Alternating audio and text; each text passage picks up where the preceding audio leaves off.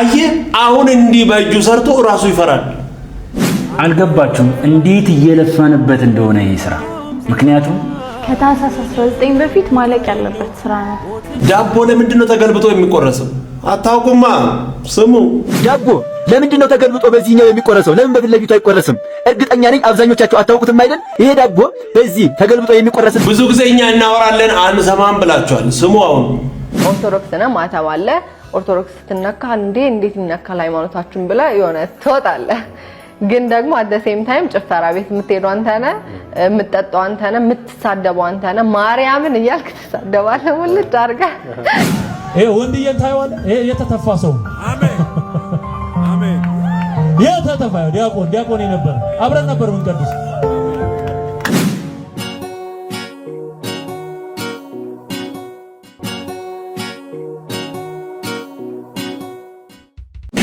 ሰላም እንዴት ናችሁ? የኢየሱስ ስም የተባረከ። ኢየሱስ ብቻውን ያድናል። እንግዲህ ምንም ማድረግ አይቻልም። ላይክ በማድረግ ጀምሩ፣ ሰብስክራይብም አድርጉ። ስሙ ይህንን ጉድ። አረ በጣም እየለፋን መልሶ ራሱ እንደገና ይፈራል። አረ በኢየሱስ ስም ከዚህ ጉድማ ክርስቶስ ነፃ ያወጣል። ስሙ፣ አልገባችሁም እንዴት እየለፋንበት እንደሆነ ይሄ ስራ? ምክንያቱም ከታህሳስ 19 በፊት ማለቅ ያለበት ስራ ነው። እንደምታዩት አሁንም አላለቀም። አደራ ለስለት ነው አለች እህታችን። እኛም አደራችንን ተቀብለን ሌት ከቀን እየሰራን ነው፣ ግን አሁንም አላለቀም። ምክንያቱ ደግሞ አንድና አንድ ነው። እያንዳንዱ ፈርጥ፣ እያንዳንዱ ጥልፍ በጣም ጥንቃቄ ይፈልጋል። ነገር ግን መልአኩ ቅዱስ ገብርኤል ይረዳናል፣ ያግዘናል፣ እንጨርሷለን ብለን እናስባለን። ስራችንን የምትወዱ ልታበረታቱን የምትፈቅዱ ሰዎች ሁላችሁም ትንሽ ጊዜ ብቻ ሼር ኮፒ ሊንክ ብቻ አድርጉልን። መልአኩ ቅዱስ ገብርኤል ከፊት መሪ ከኋላ ጠባቂ ይሆንላችሁ። አሁን እዚህ ጋር ጌታ ያሳያችሁ ራሱ በእጁ ሰርቶ አስተካክሎ አምጥቶ ያስቀምጣል። ከዛ እንደገና ይፈራል። አንዳንዴ እስቲ ቆም ብላችሁ ማስቡ እንጂ የት እየሄዳችሁ እንደሆነ ማስቡ እንጂ። ይከብዳል እኮ ይከብዳል። በኢየሱስ ክርስቶስ እኮ ምን ብዬ ነው? ድቅድቅ ጨለማ እኮ ነው። መጽሐፍ ሲናገር ኤፌሶን ምዕራፍ 5 ቁጥር 5 ላይ ጣዖትን የሚያመልኩ ሰዎች በክርስቶስና በእግዚአብሔር መንግስት ርስት የላቸውም ነው ብሎ እንዲህ ወደ ሲኦል ለመሄድ ከፈለጋችሁ ማምለክ ትችላላችሁ። አንተ በገዛ እጅ ሰርተ እንደገና ማምለክ አይጋጭም? ይቻላል። ያድነኛል፣ ይሰማኛል። ኧረ በኢየሱስ ክርስቶስ ከዚህ ጉድ ክርስቶስ ነፃ ያወጣል። ኑ ወደ ኢየሱስ። ሰው ለሰራው ስራ አትስገድ። ወደ አምላክ ወደ እግዚአብሔር ለሱ ነው የሚገባው። ይሁሉ ይጠብቀኛል። እኔ የሰራሁት ነገር እኔን ከኋላና ከፊት ሆኖ ኧረ በእግዚአብሔር ተው። ኧረ ይጋጫል። ጠባቂያችን እግዚአብሔር አለ። የናዝሬቱ ኢየሱስ። ክብር ለኢየሱስ ይሁን። ምንም ማድረግ አይቻልም። እውነታው ግን ይሄ ነው። ሊመር ይችላል። ዋት ምንም ማድረግ አይቻልም። ስለዚህ አሁን ይሄንን በእንቴ ቢናገር ማንም አይሰማም። አሁንስ ይሄ ነው እውነታው። ኦርቶዶክስ ነህ ማተብ አለ። ኦርቶዶክስ ስትነካ እንዴት ይነካል ሃይማኖታችን ብለ የሆነ ትወጣለህ። ግን ደግሞ አት ዘ ሴም ታይም ጭፈራ ቤት የምትሄዱ አንተ ነህ፣ የምትጠጣው አንተ ነህ፣ የምትሳደበው አንተ ነህ። ማርያምን እያልክ ትሳደባለህ ሙልጭ አድርገህ። አምስቱ አዕማደ ምስጢራት ማናቸው? አስርቱ ህግጋት ማናቸው ብንባባል አናውቀውም። ተረዳኸኝ? ስለዚህ ዕውቀት የሌለን የሆነ ከላይ ብቻ ያለን ስለሆንን ነው። አሁን አንድ ሰው የሆነ ህግ ለማክበር ሲሞክር ይሄ ሰው አክራሪ ነው፣ ይሄ ሰው ቱማች ነው የምንለው ራሳችን ስለማናውቀው ነው ብዬ ነው የማስበው። የእውነት እኔ አሁን በእውነት እግዚአብሔር በሚያውቀው በጣም ምንም ማላውቅ ሰው ነኝ። እኛ ተናደን ተቆጥተን ዱላ ይዘን የኛ አምላክ ተነካ ምናምን ብለን ኧረ አይቻልም፣ እንደዚህ አይቻልም። ክብር ለኢየሱስ ይሁን። እኛን የሚጠብቅ ነው የኛ አምላክ እንጂ እኛን እሱ ኧረ እንዴት አይቻልም፣ ይጋጫል እኮ። ክብር ለኢየሱስ ይሁን። እውነታው ግን ይሄ ነው። መጽሐፍ ቅዱስን አንብቡ። መጽሐፍ ቅዱስን አለማንበብ መጽሐፍ ምን እንደምን አለማወቅ ነው ይሄንን የሚያመጣው። ስለዚህ ቅዱስን ቃል አንብቡ። ማንም ተነሱ ሲባል መነሳት፣ ቁጭ በሉ መቀመጥ አይቻልም። በቅድስና መመላለስ፣ ክርስቶስን መምሰል መጽሐፍ የሚናገረው ይሄንን ነው እንጂ ቀን እየቆጠሩ አርብና ሮብ ከዛ ሌላ ቀን አይቻልም። በኢየሱስ ስም ከእንደዚህ አይነት መንገድ ክርስቶስ ነፃ ያወጣል። ኑ ወደ ኢየሱስ። ኢየሱስ ብቻውን ያድናል። የማንም አስተዋጽኦ አያስፈልግም። ስሙ አይደለም አልሰማም ሊሆን ይችላል። ዳቦ ተገልብጦ ለምንድን ነው የሚቆረሰው? ስማ ዳቦ ለምንድን ነው ተገልብጦ በዚህኛው የሚቆረሰው? ለምን በፊት ለፊቱ አይቆረስም? እርግጠኛ ነኝ አብዛኞቻችሁ አታውቁትም አይደል? ይሄ ዳቦ በዚህ ተገልብጦ የሚቆረስበት ራሱን የቻለ ሃይማኖታዊ አንድምታ አለው። ምንድነው ካላችሁኝ እግዚአብሔር አምላክ አብርሃምን ልጅህን ይስሐቅን ሰዋልኝ ብሎ ነበር። አብርሃምም ልጁን ይስሐቅን ሊሰዋ ወደ ሞሪያ ተራራ ይዞት ወጣና ይስሐቅን ማለት ነው ሊሰዋው። ይስሐቅ ሲመለከት እንጨቱ አለ፣ እሳቱ አለ፣ ሁሉም ነገር አለ፣ በግ ግን የለም የሚሰዋ በግ። እና ይስሐቅ አብርሃምን እንደዚህ ሲል ጠየቀው፣ አባቴ ሆይ እንጨቱ ተደርድሯል፣ እሳቱም ሁሉ ነገር አለ፣ ነገር ግን የመስዋዕቱ በግ ወዴት አለ አለው። አይ ልጄ ትጠቀምበታለህ እንጂ አትጎዳበትም፣ እግዚአብሔር ልጅህን ሰዋልኝ ብሎኝ የመስዋዕቱ በግ አንተ ነህ አለው። ያን ጊዜ ይስሐቅ እሺ አባቴ ታዛዥ ነኝ፣ ነገር ግን እኔ ወጣት ነኝና ስፈራገጥ እንዳላስዋጭረ እንደዚሁም ደግሞ ልጅ ነኝና ወደ ላይ አድርገህ ከሰዋኝ አይኔን አይተህ ሳስተህልኝ ትተወኝና ከእግዚአብሔር ጋር እንዳትጣላ አይኔን ወደ ታይ አድርገህ በማጅራቴ ሰዋኝ አለው። ይስሐቅ ማለት ነው አባቱን አብርሃምን። አብርሃምም እሺ ብሎ ይስሐቅን ወደ ታይ አድርጎ በማጅራቱ ሊሰዋው ሲል ያን ጊዜ ከላይ ቃል መጣ። ምን የሚል? አብርሃም ኢትዴ ከላይ ለይስሐቅ በቁረከ አብርሃም በልጅ በይስሐቅ ላይ እጅን አትጣል አለው። ዞር ሲል ነጭ በግ በዕፀ ሳቤቅ ታስሮ አገኘ ማለት ነው አብርሃም። ይሄ ዳቦ ዛሬ ተደፍቶ የሚቆረሰው በዚህ በጀርባው የሚቆረሰው ማለት ነው የይስሐቅ ምሳሌ ነው ወዳጄ። አየ ሃይማኖትህ እንቁ ናት። ኦርቶዶክስ ሁሉ ነገሯ መጽሐፍ ቅዱስ ነው አባቴ። እስኪ ማህተብህን ማበለው፣ እስኪ ማህተብሽን ማበዩ። እኔ የምልህ ለምን ኦሎምፒክ ላይ የውሸትና የተረት ውድድር አዘጋጅታችሁ እናንተው ራሳችሁ ዓለምን ወክላችሁ ለምን አትወዳደሩ? ምክንያቱም ዓለም ላይ እናንተን በውሸትና በተረት የሚያክላችሁ ስለሌለ ሊወዳደር የሚቀርብ አንድም ስለማይገኝ እናንተው ራሳችሁ ዓለምን ወክላችሁ ብትወዳደሩ እጅግ በጣም ትርፋማ ትሆናላችሁ። እንደ ሀገርም ደግሞ ስማችንን ታስጠራላችሁ። የዚህ ደግሞ ለየት ያለ ነው። አባዬ ብሎት ሊሰወው ይዞ ሲሄድ ምናምን አባዬ ምናምን የታለ የመስዋዕቱ በግ ብሎ ሲጠይቀው ቢጠቅምህ እንጂ አይጎዳህም፣ አማርኛው ራሱ ቢጠቅምህ እንጂ አይጎዳህም ብሎ ይዞት ሄደና ሊያርዶ ሲል አይኔን እያየህ ምናምን ያው ልጅ ስለሆንኩኝ ስለማጨክንብኝ እንደገና ደግሞ ወጣት ስለሆንኩኝ ልፈራገጥ ስለምትጭር አለ። ዶሮ ነው እንደሱ የሚጭር እና ገልብጠኝና በማጅራቴ በኩል ረዳኝ አለው። ነበርክ በቦታው ነው? አብርሃም ነው ወይ ይስሐቅ ነው የነገረ? ሰው ዝንጀሮ ነው የሚባለውን ነገር እናንተን እያየውኝ ላምን ነው። ምክንያቱም እናንተ ከሰው ልጅ እኩል የምታስቡ ፍጥረት አይደላችሁ። ቪዲዮ ስትሰሩ እኛ እናየዋለን እኮ። እኛ እንደምናየው እንኳን እያሰባችሁ አትሰሩ። መተን እናጋልጣለን እኛ። ይህን ማሰብ ካቃታችሁ እንደውም ከዝንጀሮ የወረዳ አስተሳሰብ ነው ያላችሁ። እግዚአብሔር ይፍታችሁ።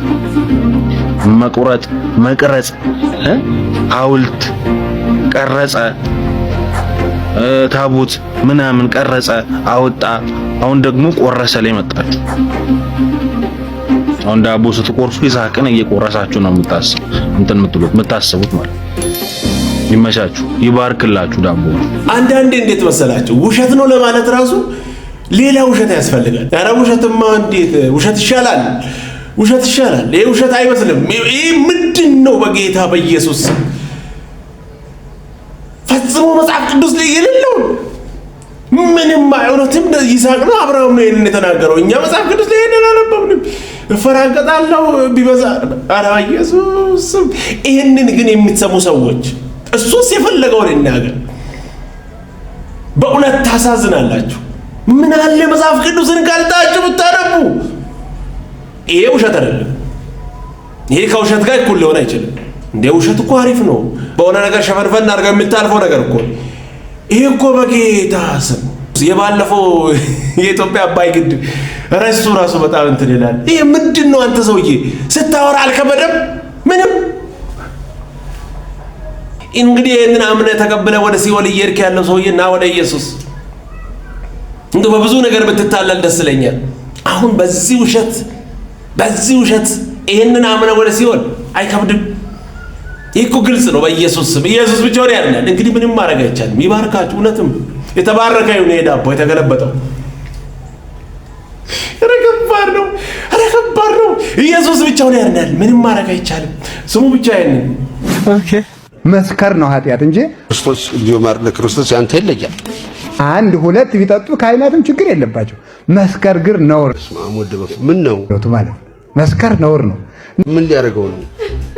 ራይ ሳቅም እንጂ ሁለት ሶስት ጠጥተው በቃ ይችላል። እሺ ነው ማለት አሁን ሙሉ መሳደብ ነውር ነው። አንዱ ሁለት ስድብ ጣል ቢያደርጉ ምንም ችግር የለም፣ ኖርማል ነው። እንግዲህ ማስረገዙ ነው።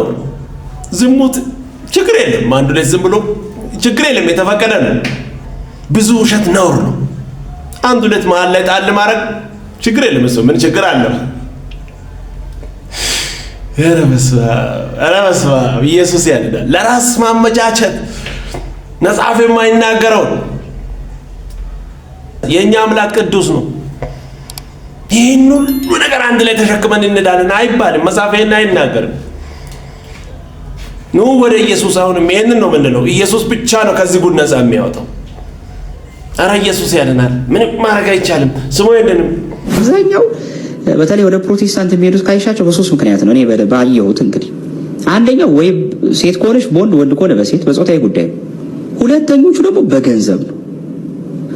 ሆድ አሸንፏቸው ልክ ጌታን 5 ገበያ ህዝብ ይከተለው ነበር እና አንዱ ገበያ መልኩን ለማየት ሌላው ደግሞ ደግሶ ያበላናል ነው ምግብ ብቻ የሚያዩ ማለት ነው። እና እኔ እነዚህ ሳያቸው በቃ አንዳንድ ሴቱን ወሰዳሉ ይላል፣ አመጹ ይላል። ይሄ የምናኔው ዝብ ከብዶናል አሉ። እና አንዳንዶቹ ምንኩስና ሲከብዳቸው ምንኩስና ያስፈልግም ይላሉ። ጾም ሲከብዳቸው ጾም ያስፈልግም። ስንፍናቸውን ተገፋን ብሎ ቤተክርስቲያን ላይ ሊያላክኩ ይሞክራሉ። አልተገፉም። የገፋቸው ህሊናቸው ሰውነታቸው። መጀመሪያ ማሸነፍ የነበረባቸው የገዛ ሰውነታቸውን ነበር። በእውነት በገንዘብ ሰው እየመጣ ቢሆን ኖሮ አትጠራጠር፣ እስካሁን አንተ እዛ አትቆይም። ለገንዘብ ቢሆንም ቀድመ በጠዋት 12 ሰዓት ላይ ነው የምትመጣው። ቁጥር አንተ ሰላፊ አንተና እዛ አንተ ጋር ያሉ ሰዎች ናቸው። ለገንዘብ ነው ምናምን አትዋሽ። በቃ ትውልድ ከጨለማ ያመልጣል፣ ይመጣል። ሰው እየወጣ እያመለጠ ወደ ህይወት እየመጣ ሲመጣ ለገንዘብ ነው ለሆድ ነው ምንም ብትል ሰው እያመለጠ ነው። ምንም ማድረግ አይቻልም። ወንጌልን እየሰማ ነው እንጂ የኛ ያሸንፋል ያንተ ያሸንፋል ምናምን የአርሰናልና ቼልሲ አይነት ነገር ይዘን አይደለም። ምንም መጽሐፍ ቅዱስ የሚናገረውን ይሰማሉ፣ ይመጣሉ። ህይወት አገኝተው ወደ ኢየሱስ ይመጣሉ። አለቀ። ይሄ እኮ በእውነት በመጽሐፍ ቅዱስ ላይ የተመሰረተ ነገር ነው።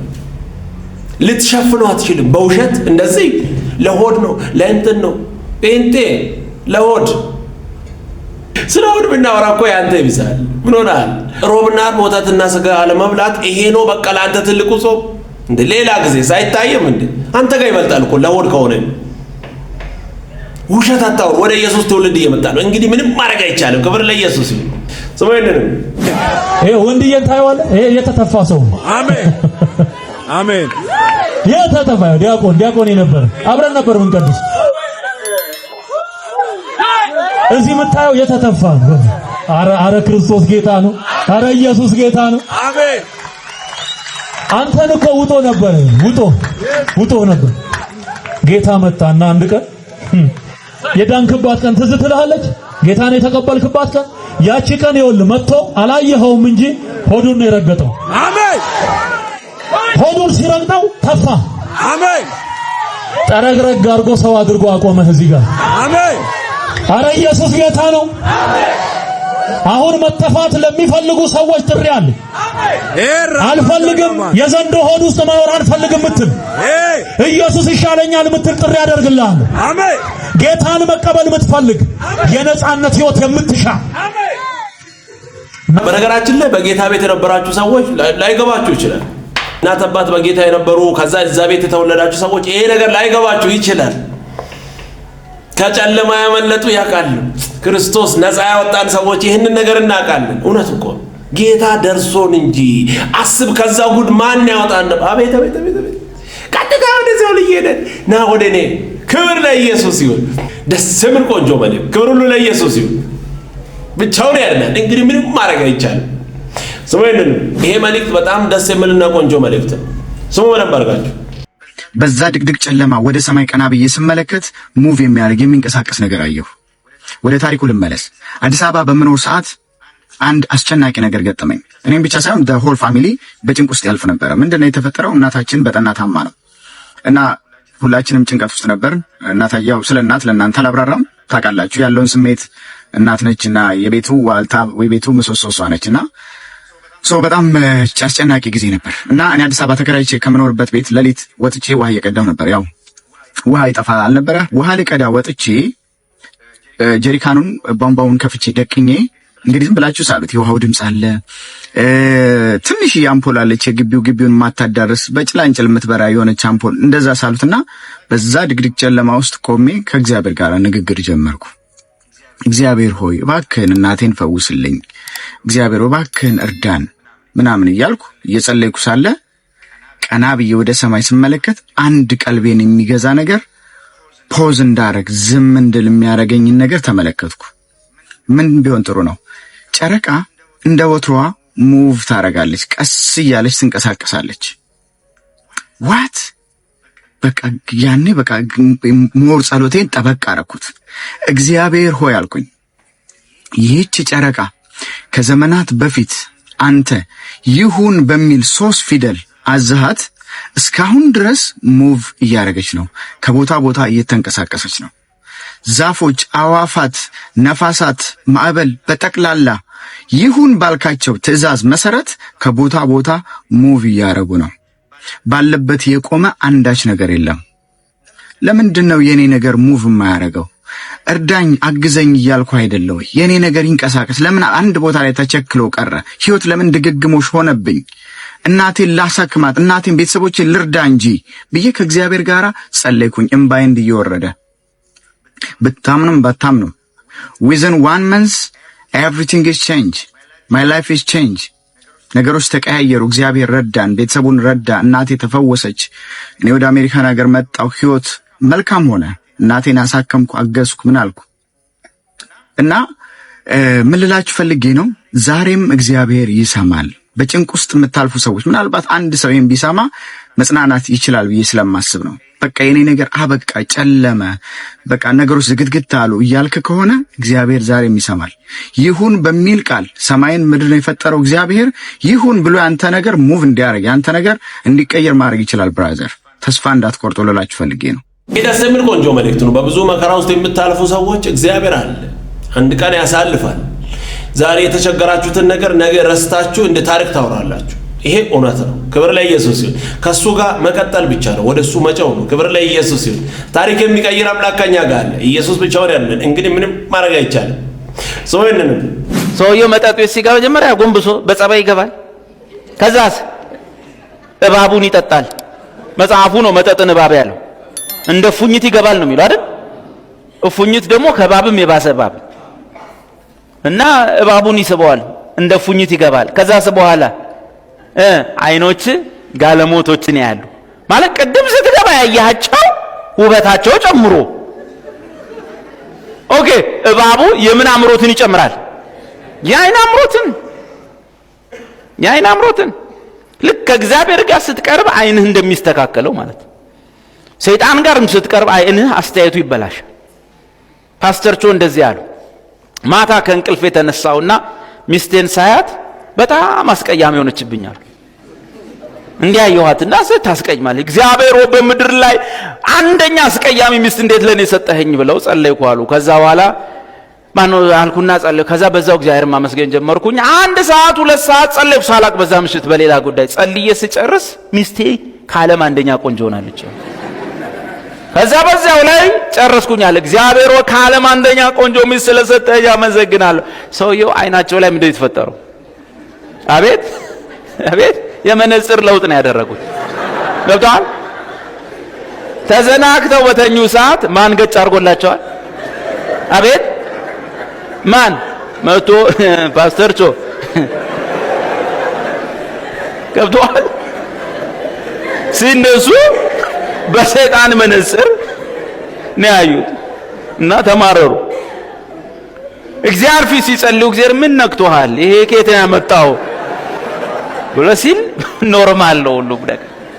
ክብር ሁሉ ለኢየሱስ ይሁን። ኢየሱስ ብቻውን ያድናል። እንግዲህ ምንም ማድረግ አይቻልም። ደስ የሚል ቆንጆ መልእክት። ኢየሱስ ብቻውን ያድናል። የማንም አስተዋጽኦ አያስፈልግም። ቀጣይ በሌላ እንገናኛለን። ሰብስክራይብ፣ ሼር፣ ላይክ ማድረጋችሁን እንዳትረሱ። ወዳችኋለሁ። ተባረኩ።